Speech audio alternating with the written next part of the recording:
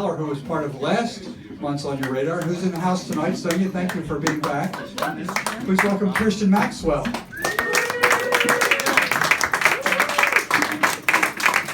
Here she is, even prettier in person than she is on the radio. Doesn't take much to do that. I'm going to ask you some questions I may know the answers to. Folks in the audience may as well, but just for the record, I do. Where did you grow up? I grew up in Sunnyside, Queens, and I now live in Huntington, Long Island. And how much was music a part of your growing up?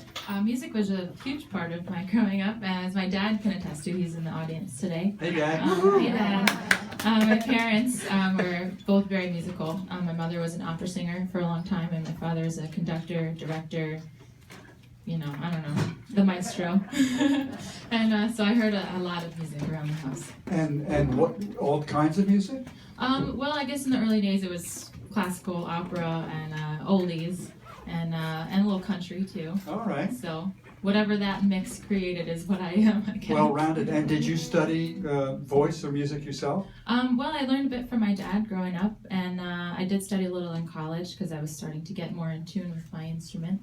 And I kind of keep working on it every day. Every day? Well, that's what you have to do. And develop good habits early on, like Judy Collins, who had a good voice teacher early on.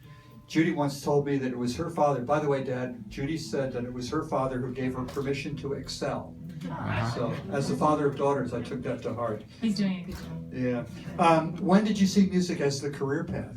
I decided that in college. I was considering actually studying voice for 4 years, and then I decided, I had a passion for songwriting, and I decided that was the direction I wanted to go, so here I am. And your inspirations?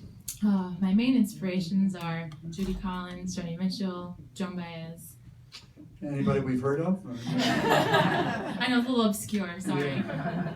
That's all right. And you've been compared to those people. I guess that doesn't bother you either? Not at all. Yeah. And you've also been involved with some festivals and competitions. Any that you want to brag about, with my permission? Well, if you say so. Yeah.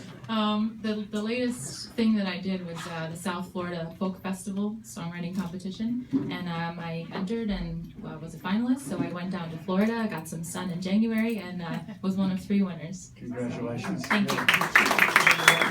Well, I think you're going to win some hearts here tonight. Kirsten Maxwell. Thank you.